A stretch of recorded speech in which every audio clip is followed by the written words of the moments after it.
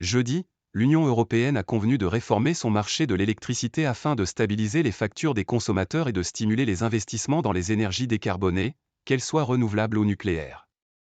Cette réforme est essentielle pour accélérer la transition de l'UE et préserver sa compétitivité industrielle.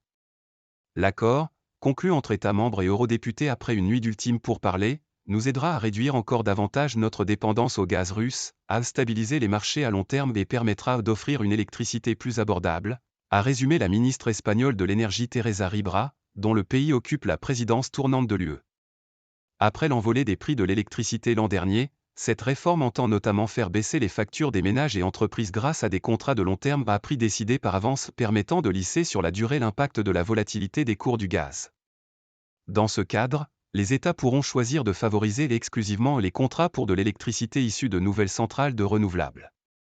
Surtout, le texte qui doit encore être formellement entériné par les États et le Parlement offrira davantage de prévisibilité aux investisseurs grâce au recours à des contrats pour la différence, CFD, à prix garanti par l'État pour tout soutien public à des investissements dans la production d'électricité décarbonée, renouvelable ou nucléaire. Dans ce mécanisme, si le cours du marché de gros est supérieur au prix fixé, le producteur d'électricité doit reverser les revenus supplémentaires engrangés à l'État, qui peut les redistribuer aux consommateurs. Si le cours est en deçà, l'État lui verse une compensation. Satisfecit français.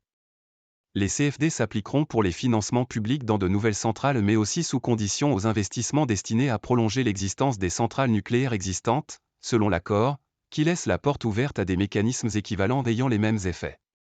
C'est ce point qui suscitait le plus de crispation, entre les États comme au Parlement européen, très divisés sur l'extension du mécanisme au nucléaire existant. L'Allemagne s'y était opposée farouchement, redoutant la concurrence d'une électricité française rendue plus compétitive grâce à un soutien public massif, tandis que la France voit dans les CFD un outil incontournable pour soutenir à l'avenir la réfection de son parc nucléaire vieillissant et réguler les prix. Paris avait réussi à faire valoir ses positions face à Berlin fin octobre lors de l'adoption de la position commune des États, mais les eurodéputés, eux, défendaient un encadrement drastique et une couverture limitée des CFD sur le nucléaire existant.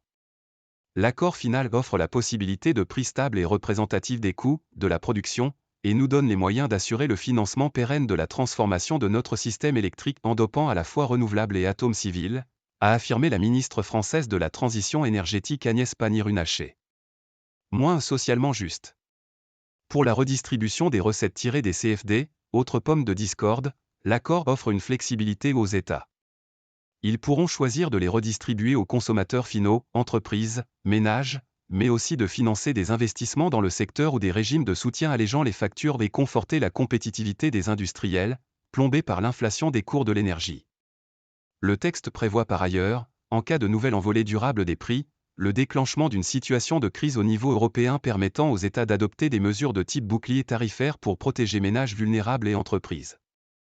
Le Conseil européen, qui réunit les États, aura le pouvoir de décréter une telle crise sur proposition de la Commission européenne, mais les mesures adoptées nationalement devront éviter toute distorsion ou fragmentation indue du marché commun.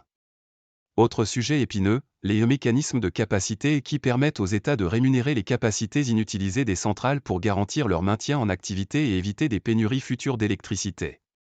Plusieurs pays souhaitaient être exemptés des contraintes écologiques prévues, limite d'émissions CO2, notamment la Pologne désireuse d'appliquer l'outil à ses centrales à charbon.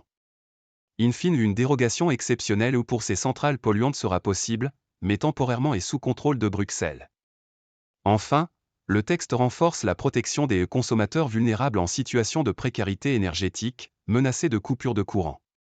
L'Europe disposera d'un marché de l'électricité socialement juste, s'est félicité l'eurodéputé socialiste Nicolas González Casar, rapporteur du texte.